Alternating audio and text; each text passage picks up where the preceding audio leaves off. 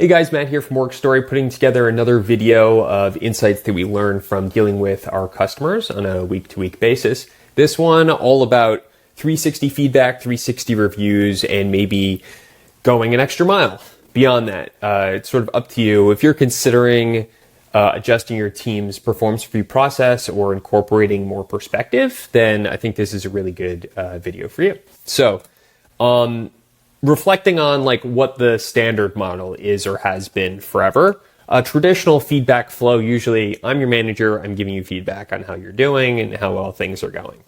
Okay, because you're sort of managing that person, but it's really just one perspective. Maybe the manager doesn't work with that team member on a daily basis, or perhaps they don't see some of these other interactions that are taking place when it comes to the actual hands-on work. So it's quite limited. And translating that to a performance review, all of those limitations are just purely magnified. So the standard model of a performance review looks something like this. If it had to be illustrated, it's basically once a year, we'll ask a manager to fill out some stuff. We'll ask the team member to fill out some stuff, and we'll get together to have a conversation. Not really good, sort of infrequent thing that relates not very strongly to how well team members actually performing. So as you can see here, very subjective. Basically, I'm your manager. This is how I feel about your performance on a Tuesday afternoon or whatever it might be.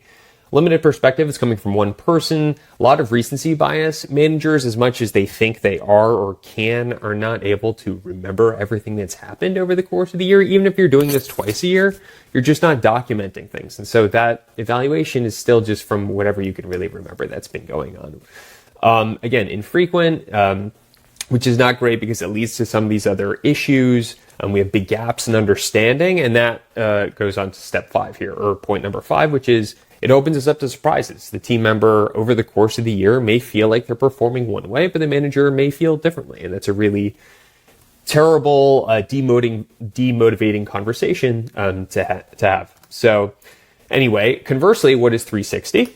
So if you're not aware, 360 feedback is essentially just collecting input on how well someone's doing from everyone that they happen to work with, not just the manager, but peers they're working with or people that report up to them. And that gives us a much better perspective on how well they're doing. It's everyone in all the different ways they work talking about this person. Maybe the reports are talking about how well they lead them. The peers talking about collaboration, manager, very similarly. So it's a much more holistic perspective. So translating that to the performance review, even if you're doing it once a year, there's still the benefit of having expanded perspective and getting a less subjective view of how well this person's doing, because it's not just how I feel, it's how these 5-6 people are feeling about Matt's performance. On top of that, we're still experiencing some of the limitations of recency bias being relatively infrequent, and surprises can still occur. Just because it's multiple people doesn't mean that they're necessarily capturing everything that's going on if we're only doing this once every 12 months, once every 6 months. So if we want to get really crazy and push it that extra step, which is not too difficult to do, as I'll show you, I'm introducing this concept of continuous 360, which is a lot of what we do at Work Story, but it's something that you don't need Work Story to get going for your team. So the general concept is, let's just collect feedback from everyone that works with this person in a continuous fashion over the course of the year.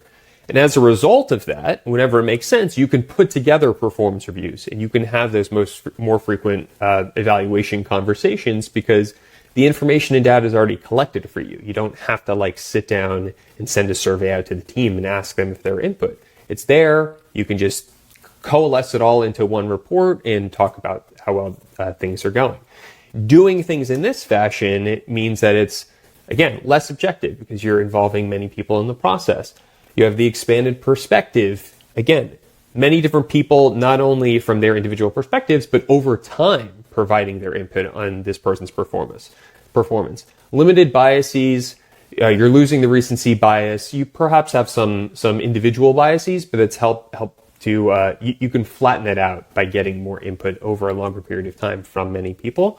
You can have a more frequent conversation. The information's there, the feedback's there, you know what's happening, you can work together. The person can be sort of an advocate for their own growth because they know how well things are going. and we're aligned.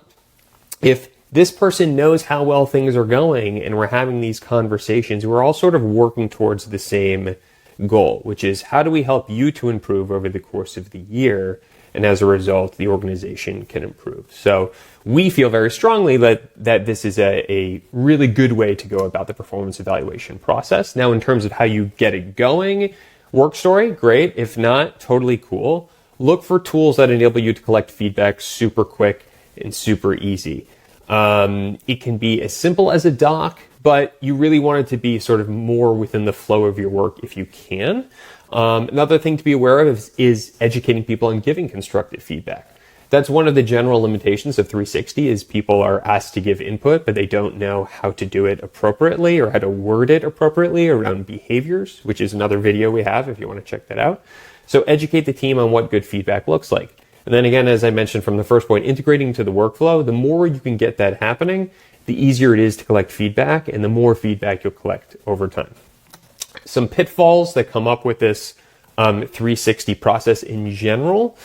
Getting too much feedback at once. It's important that, especially as you're getting up and running, ask for input in specific key areas that you need to be measuring. Don't just blast it around and ask for feedback willy-nilly. Also, in terms of the frequency, if you're setting this up as an ongoing behavior, maybe you ask team members to do it once every couple of weeks, once a month. Start off at a nice, easy level that'll get people going, and then from there, you can sort of ratchet things up. Lack of guidance, this is huge. One of the biggest requests we get when it comes to implementing our tool is like, I need to teach my team what constructive feedback looks like. So as much as you can, train the team, do some lunch and learns, provide some examples of what good feedback is, and then set expectations. If you're a manager, ask for feedback or give feedback using those principles of what good constructive feedback looks like. And then the last thing, and perhaps most importantly, is honesty. Especially in a peer scenario, people are not necessarily comfortable being honest when sharing feedback. So you need to do things like allowing for anonymity, allowing people to share in a way that makes them comfortable so that you can get accurate information without them fearing that anything's going to come back to them. So allow for anonymity if you can. Use tools to support that part of the process. And then create a trust-based environment. This is basically just however much you can reinforce the idea that the information that's shared, however you would like to share it, is kept private and then translated for the team member to be used later in those performance conversations. So anyway, that's the quick sort of look at helping teams to get a better sense of why 360 is better than the standard model. And then if you would like, the benefits of going from just point 360 to 360 throughout the year. So anyway, happy reviewing, happy feedback giving, and if we can be helpful at all, please feel free to contact us and let us know. Thanks so much.